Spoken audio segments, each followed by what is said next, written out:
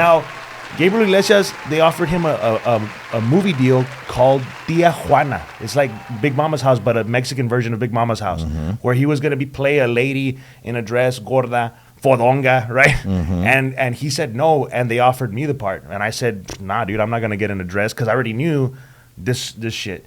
After that, bro, they've made it so freaking hard to get on HBO, to get on Comedy Central, to get on any type of TV platform because I won't play by their freaking rules, dude. Well, you know, like HBO and Comedy Central, I mean, aren't they dying, bro? They are, bro. I mean, why would you even want to be on there? I mean, it was just now for the sake of like putting it on the resume that you've been on HBO. But after doing research, TV in general is dying a slow, methodical death. Like nobody watches the news. Like very few people watch the news on TV. They get their news off of their social media. Yeah, they're all getting apps. Yeah, off their apps. You know, so it's getting crazy now. As a comedian, where you really make it is on social media. So all these comedians that are fighting for TV spots, they're just doing it for the clout. I mean, I wouldn't mind it, but there's also a social media. You know, there's proactive, and there's also the problems where, depending on your content as a comedian, you can be shadow banned. Yeah. You can be throttled to where it doesn't reach the amount of people that it should reach. That's happened to me, and I have photographic evidence of that. And I have screenshots of the algorithms and all that stuff. Like, I could show it to you. Now, why do they ban you? There's certain times where like they'll ban me because I spoke crap about another person's team. Like, say, for example, the Cowboys were playing the Texans or something, and I started talking smack. If enough Houston Texans fans report it as offensive, I'll get banned.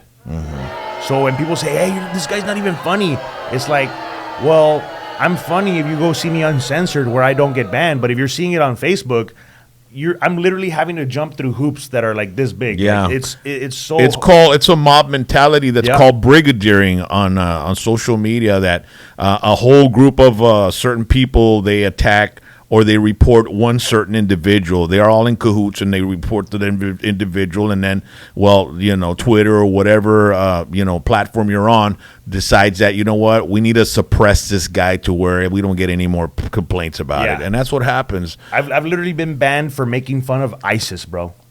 Like, I'm a comedian. How can I not make fun of ISIS? You know, and I put up a picture of these dudes holding up the ISIS flag.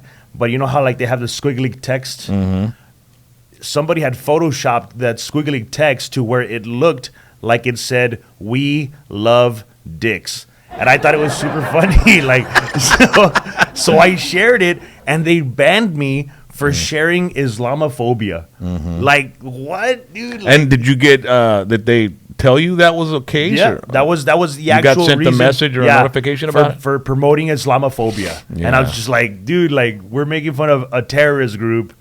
And I'll probably have to bleep that out, and because YouTube also has their algorithms, just like you said about the flag and all that stuff. You know, so there's also that happening with YouTube, because a lot of YouTube are going corporate. You know, they're going with the ABC, CBS, these corporations that are dying on television, and they're trying to reach the audience that YouTube has. But I don't know if it's going to work, bro, because I've seen the people from YouTube are not going to accept it. The ones that have been on YouTube, I mean, I don't click on CNN. I don't click on any of those videos because I know, and they put titles on there. They like to use rages, blasts, clickbait. Yeah, Trump rages over whatever. The Pelosi blasts the White House in chaos. I mean, there's like words that they use that make you want to, anything for a view, dog. And it's a click, and then it becomes off part of their analytics, and then that's what they peddle to the consumer, or not the consumer, the sponsorship, and that's how they make their money. So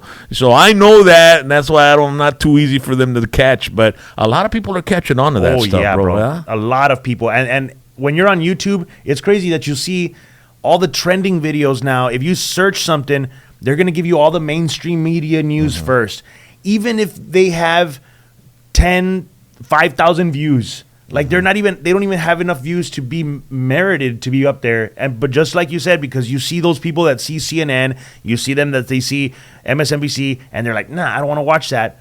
They're bypassing it, just like you said, because people are becoming awake to the media spin. They're fakes.